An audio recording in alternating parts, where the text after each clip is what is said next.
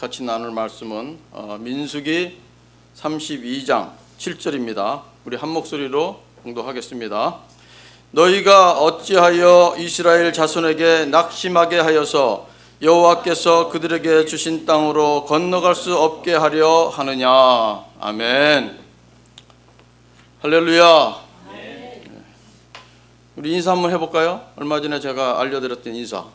사랑합니다. 다 잊어버리셨네. 생각 안 나세요? 제가 사랑합니다 하면 감사합니다 하셔야죠. 다시 한번 해보겠습니다. 사랑합니다. 그렇지, 그게 나와야죠. 거기까지. 예, 사랑합니다. 예, 감사합니다. 예. 자, 우리 한 목소리 다시 한번 외쳐보십시다. 하나님의 사랑을 키우자. 아멘. 우리는 날마다 하나님의 사랑을 키워야 합니다. 하나님의 사랑을 키우는 것은 뭐냐? 원수 갚는 것을 하나님께 맡기는 것입니다. 우리는 살아가면서 얼마나 억울할 때가 있습니까? 분할 때가 있었습니까, 여러분? 전혀 그런 일이 없었던 것 같아요. 예. 저는 지금까지 살아오면서 많은 참 분한 일도 있었고 억울한 일도 있었어요. 그럴 때면 참 밤잠을 못 자고 저 원수를 어떻게 갚을까 하는 생각에 참 고민하고 고통 가운데 있었던 순간들이 있습니다. 왜냐하면 나한테 전혀 내가 잘못이 없었기 때문에, 그죠? 잘못이 없는데 내가 잘못했다고 오해를 받고 나쁘게 오해를 받기 때문에 화가 나는 것입니다. 그런가 하면 금전적 손해도 보기도 합니다. 그런데 중요한 것은 뭐냐면 우리가 이렇게 참 분노하고 화가 나고 그럴 때 막 원수를 갖고 싶은 마음이 막 부릴 듯 우리 마음속에 일어난다는 거예요. 그런 걸 느껴보셨습니까? 저는 그런 걸 느꼈어요. 막 죽이고 싶어요, 진짜. 총이 있다면 막 쏴주고 싶은 그런 심정을 느껴봤습니다. 근데 우리가 중요한 건 뭐냐? 성경에 말씀이 있습니다. 뭐라고 있습니까? 히브리서 10장 30절에 이렇게 있습니다. 원수 갚는 것이 내게 있으니 내가 갚으리라 하시고. 원수 갚는 게 누구한테 있다고요? 하나님께서 있으니까 하나님께 맡기라는 거예요. 하나님께서 갚으시겠다는 겁니다. 그런가 하면 로마서 12장 19절에도 비슷한 말씀이 또 나와 있습니다. 내 사랑하는 자들아, 너희가 친히 원수를 갚지 말고 하나님의 진노하심에 맡기라 기록되었으되 원수 갚는 것이 내게 있으니 내가 갚으리라고 주께서 말씀하시니라. 아멘. 믿으십니까? 아멘. 원수는 하나님께 맡기시고 우리는 뭐 해야 합니까? 사랑해야 합니다. 사랑하시기를 축복합니다. 아멘. 우리는 사랑밖에 할 게 없어요. 그렇게 늘 기억하시기 바랍니다. 뭐밖에 할 게 없어요? 그렇죠. 사랑밖에 없습니다. 네. 자, 로마서 12장 19절에 제가 그렇게 방금 읽어드렸는데 그 다음 절에 또 무슨 내용이 나오냐 하면 이런 내용이 나옵니다. 원수가 줄이거든 먹이고 목마르거든 마시게 하라. 그리함으로 내가 숯불을 그 머리에 쌓아 놓으리라. 이렇게 말씀이 있어요. 이게 무슨 말입니까? 내가 숯불을 그 머리에 쌓아 놓으리라 는 말씀을 참 이해하기가 쉽지 않지요. 그죠? 네. 일단 뭡니까? 그 원수의 머리에 숯불이 있다고 생각해 보세요. 얼마나 뜨겁겠습니까? 네? 얼마나 괴롭겠어요. 그렇죠? 그렇지 않습니까? 네.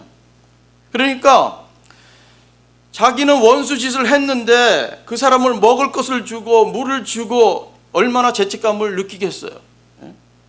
원수한테 사랑을 베푸니까 그 사람이 얼마나 부끄럽고 괴롭고 죄책감을 느끼겠냔 말이에요. 그러니까 막 괴로운 거예요. 그러니까 그 숯불이 머리에 위에 있어갖고 괴롭히는 것처럼 그런 마음이 들게 만든다는 겁니다. 그래서 어떻게 하게 됩니까? 그 원수가 회개하게 된다는 것입니다.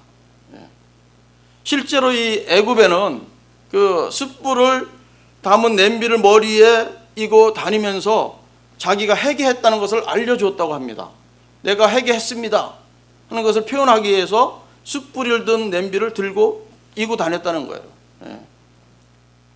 그런가 하면 이게 불을, 옛날에는 그 참 불을 중요하게 여겼잖아요. 우리 한국에도, 그죠? 그래가지고 막 그 방에다가 이렇게 해다가 이렇게 숯불을 놓고 했는데, 그 꺼지면 방이 추워지고 얼마나 어렵습니까, 그죠? 그래서 그 불을 꺼트린 이웃들에게 가서 불을 꺼트린 자가 이웃에게 가서 불씨를 이제 빌려오는 그런 광경을 묘사하는 견해도 있습니다. 그 방금 읽어드렸던 그 내용이. 그러니까 불씨를 중요했던 그 고대 근동 사람들은, 예? 불 꺼진 자에게 불씨를 빌려주는 것은 대단한 호의로 여겼던 거예요. 그래, 이런 풍속이 반영이 돼서 성경에 그런 표현을 썼을 수도 있습니다. 그러니까 궁극적으로 이건 뭐냐 하면 원수를 회개하도록 만드는 그런 것을 은유적으로 표현했다는 것입니다. 그런가 하면 원수 갚는 것을 실제로 보여주는 장면이 성경에 나오지요. 어디에 나옵니까? 오늘 우리가 읽었던 민수기 32장을 읽었는데 그 앞절에 보시면 31장에 하나님께서 친히 원수를 갚는 내용이 나옵니다. 지난달에도 우리가 묵상했었지만 발람의 교훈을 기억하시죠, 그죠? 이 발람이 수책을 누구한테 알려줍니까? 모압 왕 발락에게 가르쳐주지 않습니까? 그래서 어떤 사건이 일어납니까? 바알 부올 사건이 일어나죠. 그 사건으로 인해서 이스라엘 자손이 2만 4천 명이 죽게 되는 놀라운 그런 일이 발생을 합니다. 그러니까 이 발람은 이스라엘 사람들이 볼 때는 얼마나 원수 같겠어요, 그죠? 그런데 그들은 원수를 갚지 않았죠. 그런데 31장에 보면, 민수기 31장에 보면 하나님께서 모세에게 친히 원수를 갚으라고 명령을 하십니다. 그래서 민수기 31장 8절 후반부에 보면 이런 내용이 나와요. 부올의 아들 발람을 칼로 죽였더라는 기록이 되어 있습니다. 하나님께서 친히 미디안을 공격하라고 명령하신 거예요. 원수를 갚기 위해서. 그들은 너희의 원수다 그러면서 쳐서 무찔러라, 다 죽여라. 남자들은 다 죽이고, 그래가지고 미디안 5나라의 왕을 다 죽이죠. 그 중에 하나가 바로 부올의 아들 발람이 들어간 것을 성경은 기록해주고 있습니다. 그게 무엇입니까? 원수는 하나님께 속했다는 것입니다. 이 민수기는 지금 우리가 계속해서 묵상하고 있는데 어떤 책입니까? 민수기는 시내 강야에서 출발해가지고 요단강 그 동편 모압 평지까지 가는 과정을 쭉 기록된 책입니다. 1장에서부터 36장까지 있죠, 그죠?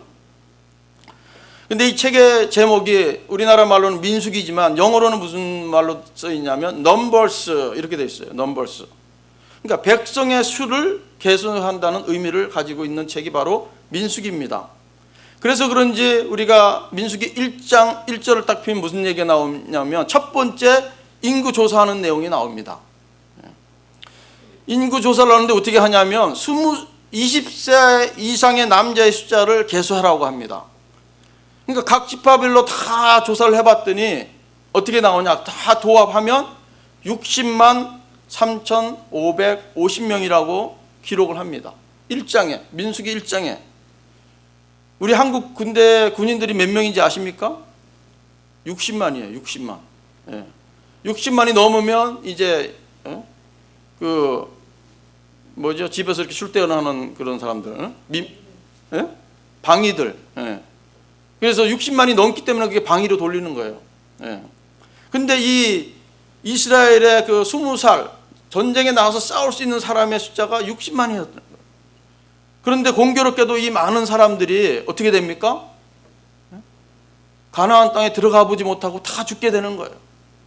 그 숫자를 민수기 첫 장 1장에 그 기록된 숫자가 공교롭게도 가나안에 들어가지 못하고 광야에서 다 죽어버립니다. 안타까운 현실이었죠, 그죠? 예. 그래서 민수기 그렇게 된 결정적인 이유가 뭐냐면 민수기 13장에 나오는 정탐꾼 이야기입니다.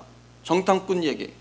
그것 때문에 이 이스라엘 민족이 20살 이상 먹은 사람들이 이 60만이 넘는 어마어마한 그 숫자가 가나안 땅에 못 들어가는 거예요. 그런가 하면 12장에는 어떤 내용이 나옵니까? 이 미리암과 아론이 모세에게 도전하는 이야기가 나옵니다. 건의에 도전하는 거예요. 왜 도전합니까? 이 모세가 구스 여인을 아내로 삼았다고, 이방인을 아내로 삼았다고 이 아론과 미리안이 모세한테 딴지를 거는 거예요. 예. 그 결과 어떻게 됩니까? 여호와께서 또 미리암을 문둥병으로 만들어 버려요. 그래도 죽이지는 않죠, 그죠? 예. 모세가 간청합니다. 하나님 용서해 주시옵소서. 간청을 해요. 기도를 합니다. 그래서 하나님께서 기도를 들어주시고 일주일 동안 바깥에 있다가 성 밖에 있다가 다시 들어오게 합니다. 보통 그 당시에 그 율법은 그렇죠. 문둥병이 들면 바깥에 격리를 시키잖아요, 그죠? 예.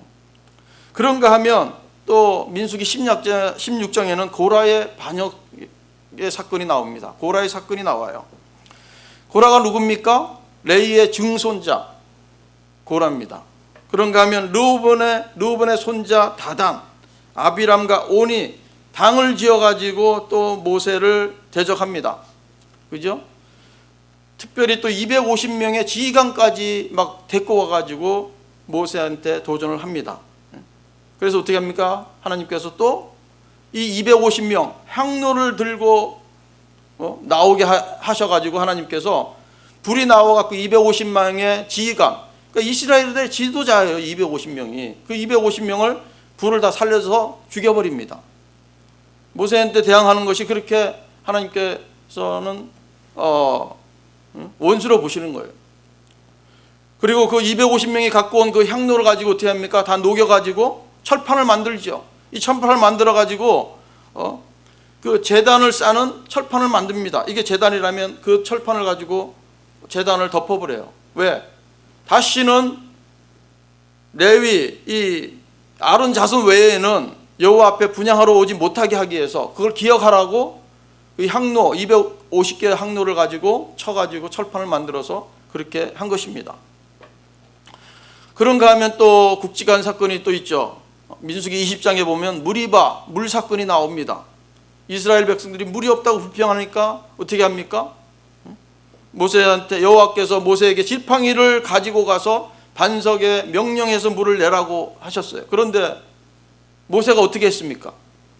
명령했습니까? 지팡이를 가지고 가서 명령을 했어요? 그것이 아니라 반석을 그냥 2번씩이나 내려친 거예요. 반석이 누굽니까? 하나님 아닙니까? 하나님을 향해서 그렇게 2번을 내려친 거예요. 그랬더니 막 물이 확 솟아오르죠. 그래갖고 해중과 짐승들이 그 갈증을 해소하는 그러한 사건이 있었습니다. 그래서 그 일로 인해서 여호와께서 모세에게 그런 얘기를 하지 않습니까? 너는 내가 약속한 그 젖과 꿀이 흐르는 땅으로 들어가지 못하리라. 그렇게 참 진노하셨습니다. 그리고 22장은 아까 말씀드렸던 것 같이 발람과 발락의 이야기가 나옵니다. 그러면서 바알보올 사건이 발생하죠. 예. 그러면서 31장에 하나님께서 모세에게 마지막 임무를 주신 거죠. 미디안을 쳐서 원수를 갚으라고 명령을 하신 내용입니다. 네. 그런데 우리가 생각해 보고 싶은 것은 이 민수기를 통해서 민수기 5장에 보면 의심의 법이라는 게 있어요. 의심의 법. 들어보셨나요? 네. 의심의 법이 뭐냐면 아내에 대해서 의심이 생겼을 때 과연 진실을 어떻게 밝힐 것인가 하는 그런 법입니다. 즉 의심이 드는 사람을 물을 마시게 해가지고 진실을 가려내는 방법이죠. 그런데 이 물을 어떻게 만드냐 하면 거룩한 물에다가 성막의 막이 바닥에 있는 티끌을 담아가지고 물에다 넣습니다. 그리고 저주의 글자가 쓰인 종이를 그 물에다가 빠는 거예요. 빨아가지고 그 물을 마시게 합니다. 근데 그 저주의 글이 뭐냐 하면 민수기 5장 22절에 나와 있어요. 이런 내용의 저주의 글입니다. 이 물이 네 창자에 들어가서 네 배를 붓게 하고 네 넓적다리를 말리게 하리라 할 것이요 하면 여인은 아멘 아멘 할지니라 이러는 거예요. 그 여인한테 그렇게 얘기하는 거예요. 저주의 말을 쓴 글을 읽어주면서 이렇게 된다 그러면 여인이 아멘 아멘 하는 거예요. 그렇게 하고 이제 그 물을 마시면 의심을 받은 여인이 물을 마시면 어떻게 됩니까? 죄를 지었다면 그 저주와 똑같이 그렇게 되는 거예요. 배가 붓고 넓적다리가 마르게 되는 그런 일이 생긴다는 거예요. 요즘도 이런 물이 있었으면 좋겠어요, 좀. 예? 얼마나 진실 공방을 많이 합니까? 진실 게임 얼마나 많이 해요, 그죠? 누구의 말이 진실이냐 이거예요, 지금. 예? 그걸 모르기 때문에 방황하고 싸우고 네가 잘했다, 내가 잘못했다 그러잖아요, 그렇죠? 저는 그런 생각을 해봤어요. 그러면서 이런 물은 비록 없지만, 예? 참 그런 진실을 가리기 어려울 때 두 사람한테 얘기하는 거예요. 당신이 진정으로 진실하다면 주님 앞에 나와서 우리가 테스트몬을 하자. 그래서 만약에 죄를 지었다면 하나님의 전에 나오지 마십시오 하면 될 것 같아요. 하나님을 속이고 이 앞에 나와서 잘했다고 얘기할 수 있겠습니까? 이런 내용을 우리가 보면서 참 중요한 건 뭐냐면, 하나님 앞에서 거짓말하는 게 어떤 죄보다도 참 중하다는 것을 중하다고 생각하지 않습니까? 우리가 하나님 앞에서는 절대 거짓말을 해서는 안 되는 것입니다. 그래서 그 아나니아와 삽비라 사건이 있지 않습니까? 성령을 속인 죄로 죽지 않습니까? 하나님을 속인 사람은 하나님께서 죽인다는 사실을 우리는 기억을 해야 합니다. 우리가 믿음이 약해서 죄를 짓기도 하고 실수해서 죄를 빠지게 하지만 하나님 앞에서 거짓말하는 것은 그 어느 범죄보다도 크다는 것을 우리는 기억해야 합니다. 하나님 앞에 거짓말하는 것은 왜냐하면 우리에게 큰 낙심으로 다가오기 때문에 그렇습니다. 여호수아가 아이성에서 실패한 이유가 무엇입니까? 이 아간이 거짓말한 것 때문에 그렇지 않습니까? 아간이 거짓말한 것 때문에 그래요. 그래가지고 조그만 그 외투를 숨기고 은을 조금 숨기고 그래가지고 어떻게 됐습니까? 결과는 아간의 아들들과 딸들과 소와 나귀들이 돌무더기에 파묻혀가서 죽게 되지 않습니까? 이스라엘 자손이 돌을 쳐서 죽여버립니다. 자, 오늘 말씀의 제목이 걸림돌입니다. 걸림돌. 신앙의 걸림돌은 무엇입니까? 여러 가지가 있겠지만 그 중에 하나가 바로 낙심케 하는 것입니다. 내가 낙심하는 것도 있지만 상대방을 낙심케 하는 거예요. 오늘 본문에 보면은 이스라엘을 낙심케 하는 이유가 나옵니다. 르벤 자손과 갓 자손이 5절에서 이렇게 얘기합니다. 함께 한번 보실까요? 민수기 한번 32장을 한번 펴보세요. 민수기 32장 5절에 한번 같이 읽어보시겠습니다. 이 르벤 자손과 갓 자손이 이스라엘 자손들을 낙심케 했다는 내용이 나옵니다. 다 찾으셨습니까? 민수기 32장 5절 한번 같이 읽겠습니다. 또 이르되 우리가 만일 당신에게 은혜를 입었으면 이 땅을 당신의 종들에게 그들의 소유로 주시고 우리에게 요단강을 건너지 않게 하소서, 이렇게 모세한테 얘기하는 거예요. 그러니까 이게 무슨 얘기냐면 우리한테 가축이 많이 있으니까 이 미디안을 쳐가지고 땅을 보니까 이 땅이 너무나 좋은 거예요. 목축하기에 너무 좋은 거예요. 가축이 기르기 너무 좋다는 거예요. 그러니까 이 르벤 자손하고 갓 자손이 모세에게 얘기하는 거예요. 모세, 우리는 그냥 여기서 가축을 기르고 있을 테니까 당신들이 요단강 건너서 가나안 땅에 가서 싸우십시오, 이렇게 얘기하는 거예요. 그러니까 모세가 직원이가 없으니까 6절에 이렇게 얘기합니다. 모세가 갓 자손과 르벤 자손에게 이르되 너희 형제들은 싸우러 가거늘 너희는 여기 앉아 있고자 하느냐. 형제들은 목숨을 걸고 싸우러 가야 하는데 그들은 요단강 건너고 싶지 않다는 겁니다. 얼마나 철없는 행동입니까? 왜 이랬습니까? 르벤과 갓 자손이 너무나 많은 가축을 가지고 있었기 때문에 그렇게 된 것입니다. 그러니까 때로는 너무 많이 가진 것도 참 문제예요. 너무 많은 것도 문제예요. 적당히 가져야 합니다. 너무 많이 가질 필요 없어요. 우리가 뭐 그 많은 재물을 다 갖고 있어봐야 다 쓰지도 못하고 죽어요. 그냥 있는 만큼 쓰다가 가시기 바랍니다. 그러니까 이 모세가 7절에 진노하고 있지 않습니까? 7절에 오늘 우리 본문이죠. 너희가 어찌하여 이스라엘 자손에게 낙심하게 하여서 여호와께서 그들에게 주신 땅으로 건너갈 수 없게 하려느냐? 너희들이 때문에 다른 남은 자손은 건너가고 싶겠냐 말입니다. 목숨 걸고 싸우고 싶겠냐는 거죠. 그런데 이런 일이 처음이 아니라는 게 문제가 있는 거예요. 그 다음에 8절을 보십시오. 모세가 이렇게 얘기합니다. 너희 조상들도 내가 가데스 바네아에서 그 땅을 보라고 보냈을 때에 그리하였었나니, 이렇게 각오를 해석하고 있습니다. 이게 무슨 일입니까? 가데스 바네아에서 무슨 일이 있었어요?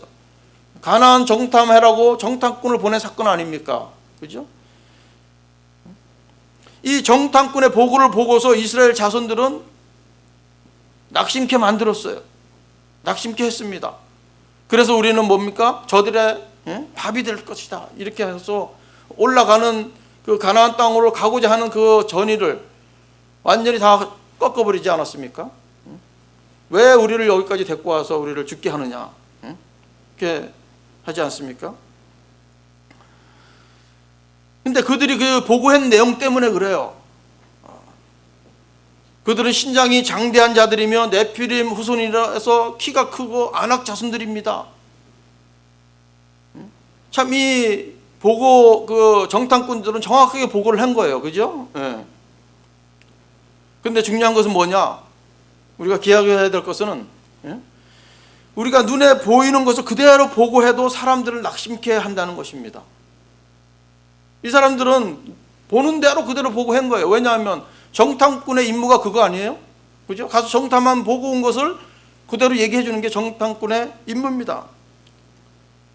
그런데 그러기 때문에 자신의 주장이 맞다고 해도 사람들을 낙심케 만들 수 있기 때문에 자신의 주장을 너무 강조하는 것은 옳지 않을 수도 있다는 것을 우리는 알 수가 있습니다. 그러니까 문제는 뭐냐 하면 눈에 보이는 것이 전부가 아니라는 사실입니다. 눈에 보이는 것보다 믿음이 더 중요한 이유가 바로 거기에 있는 거예요. 그래서 히브리서 11장 6절에는 이렇게 얘기합니다. 믿음이 없이는 하나님을 기쁘시게 못하나니 하나님께 나아가는 자는 반드시 그가 계신 것과 또한 그가 자기를 찾는 자들에게 상 주시는 것을 믿어야 할지니라. 아멘. 예. 믿음이 없으면 하나님을 기쁘시게 못한다는 거예요. 정탐꾼들이 아무리 자기가 보고 와서 그걸 보고 한다 그래도 믿음 없이 보고하는 것은 하나님을 기쁘게 하지도 못하고, 이스라엘 자손들도 기쁘게 하지 못한다는 것입니다. 왜 그렇습니까? 이 눈에 보이는 것이 전부가 아니기 때문에 그래요. 고린도후서 4장 18절에 이렇게 얘기합니다. 우리가 주목하는 것은 보이는 것이 아니요 보이지 않는 것이니 보이는 것은 잠깐이요 보이지 않는 것은 영원하다. 아멘. 보이는 것은 잠깐이라는 것이에요. 보이지 않는 것은 뭐예요? 영원합니다. 그러니까 보이지 않는 것이 더 중요하다는 거예요. 믿음은 보입니까? 보이지 않아요. 그래서 믿음이 더 중요한 것입니다. 어떤 사람은 믿음을 이렇게 얘기해요. 믿음이 뭐냐? 믿음은 나의 수준으로 사는 것이 아니라 하나님 아들의 수준으로 사는 것이다. 여러분들의 수준으로 사시지 마십시오. 그것이 바로 믿음입니다. 우리의 믿음대로 살면 믿음 없는 자와 같이 살 수밖에 없어요. 하나님의 수준으로 사십시오. 그런가 하면 오스왈드 챔버스는 이렇게 얘기합니다. 내 생각과 경험 위에 믿음을 세우면 주님과 관계가 끊긴 가장 비성경적인 삶이 된다. 참 맞는 말이죠. 자, 이렇게 낙심케 하는 내용들을 우리가 살펴봤는데, 그렇다면 믿음의 형제 자매들에게 낙심케 하지 않기 위해서는 그럼 과연 우리는 어떻게 해야 할까요? 먼저 개인의 유익보다는 공동체의 유익을 먼저 생각해야 합니다. 이 르우벤 자손과 갓 자손은 자신들의 이익에만 집중을 했어요. 그래서 많은 가축을 갖고 있었기 때문에 아마도 그들은 온통 가축에 대해서 그들의 관심은 가축밖에 없었을 수도 있어요. 보통 사람들이 그렇지 않습니까? 많은 사람들이 그래요.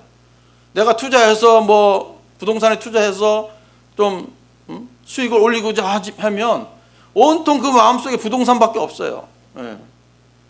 저도 한 2, 3주 동안 계속 그냥 이 송도 인천에 대한 것 때문에 거기에 막 온통 막 관심이 가 있었어요.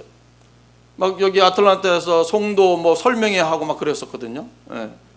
이 사람은 참 그렇게 돼요. 자기한테 뭐 이익이 있다 그러면 온통 관심이 그쪽으로 가는 거예요. 그러니까 형제들이 싸움에 나가는 것보다도 가축을 더 중요하게 생각한 것이에요. 왜 그렇습니까? 이기적인 마음 때문에 그런 거죠. 이기심 때문에 그런 거예요. 그러니까 이기적인 사람은 손해보는 걸 아주 싫어합니다. 어느 누가 손해보는 걸 좋아하는 사람이 어디 있겠어요? 여러분 손해보는 거 좋아하시십니까? 손해보기를 좋아하는 사람은 아무도 없어요. 하지만 공동체를 위해서는 자신의 유익을 내려놓을 수가 있어야 합니다. 그래야 공동체가 낙심하지 않게 되는 거예요. 좋은 모델이 바로 우리 예수님 아닙니까? 자신을 위해서라면 사실 십자가에서 고난을 받으실 필요가 없는 분이 우리 주님 예수님입니다. 가능하다면 십자가의 잔을 피하고 싶었던 분이 우리 예수 그리스도예요. 그러나 죽은 영혼을 살리시기 위해서 기꺼이 죽기까지 자신을 헌신하고 순종합니다. 자신의 유익보다는 죽어가는 이 영혼도를 예수님께서는 위해서 헌신하신 거예요. 만약에 예수 그리스도께서 십자가에 돌아가지 않았다면 예수님은 우리로 하여금 낙심케 만들었을 것입니다. 그래서 우리를 낙심케 하지 않기 위해서 예수님은 자신을 희생하신 거예요. 그 핏값으로 세우신 것이 바로 믿음의 공동체, 우리 뉴피플 교회인 줄 믿습니다. 예수님을 사랑한다면 우리는 예수님을 본받아서 공동체를 위해서 봉사하면서 헌신하면서 살아야 합니다. 예수님처럼 십자가의 길을 가야 합니다. 어떤 유혹과 어려움이 있어도 우리는 계속해서 그 길을 가야 하는 것입니다. 왜 그렇습니까? 이유가 무엇입니까? 거기에 구원이 있고 생명이 있고 소망이 있기 때문에 그런 것입니다. 우리의 가정도 마찬가지 아닙니까? 여러 가지 이겨낼 수 없는 많은 시련과 문제들이 막 우리를 향해서 달려오고 있지 않습니까? 우리 가정을 무너뜨리려고 마귀는 시시탐탐 우리 가정을 공격합니다. 그러나 여러분, 부모 되신 여러분들이 그 헌신과 사랑이 있었기 때문에 사랑하는 자녀들이 소망 가운데 살아갈 수 있는 것입니다. 만약에 부모가 자기 자신만 생각하고 자기 유익만 생각한다면 가정이 바로 설 수가 있겠습니까? 절대로 설 수 없습니다.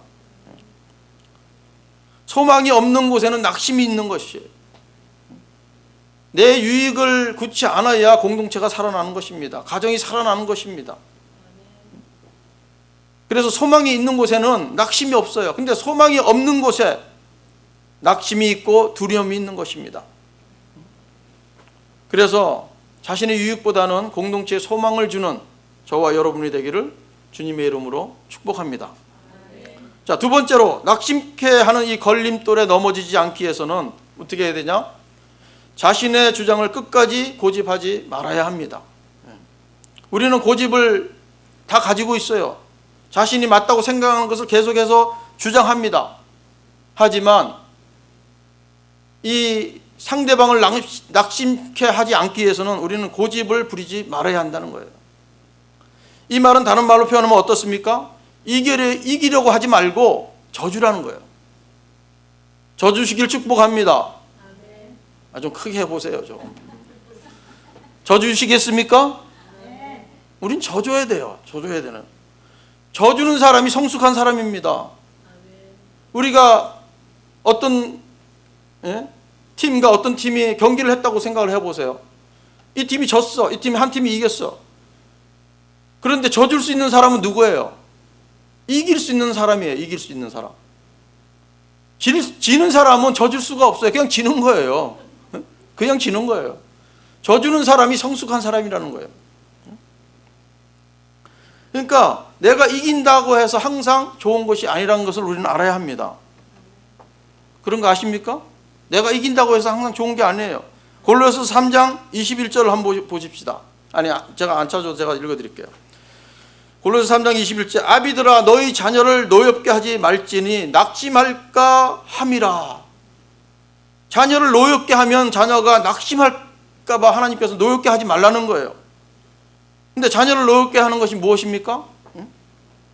만약에 아비가 자녀에게 항상 이기게 되면 자녀들이 낙심케 된다는 거예요.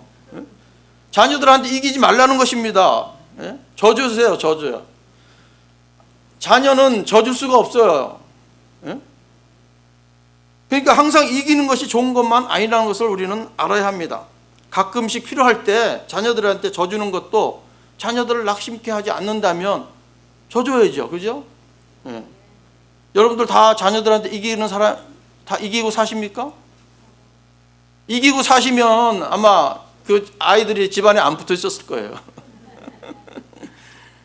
우리가 매주 이 옆에 탁구장 가서 탁구 치지 않습니까? 탁구 시합을 하잖아요. 그죠? 지난번에 제가 져가지고 빙수를 샀어요. 그죠? 지난주에 샀죠? 그런데 제가 매주 진다고 생각 한번 해보세요. 그러면 낙심되지 않겠습니까? 맨날 사야 되는데. 그러니까 낙심하지 않도록 한 번씩 져줘야 된다는 겁니다. 져주세요.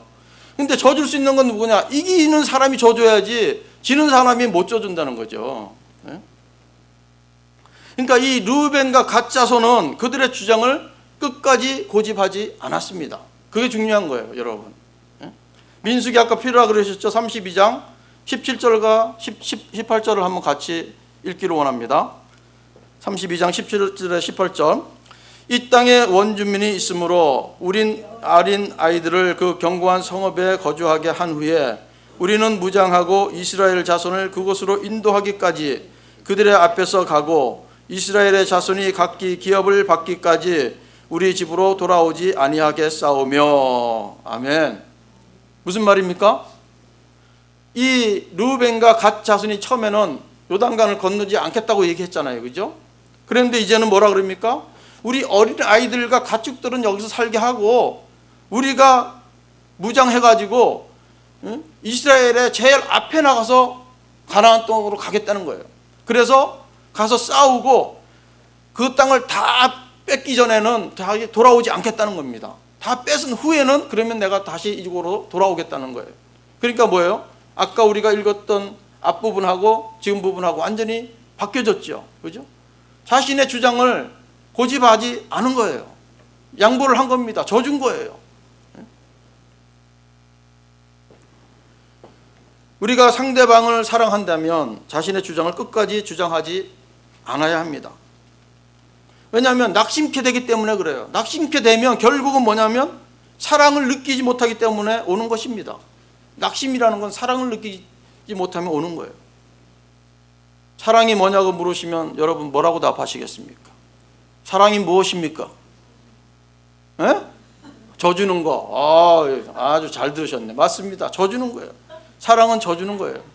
와, 어떻게 명답을 말씀하셨어요. 사랑이 뭐냐? 사랑이 없으면 낙심하게 된다 그랬죠. 고린도전서 13장에 사랑이란 무엇인지 나오고 있습니다. 13장 4절. 사랑이 무엇입니까?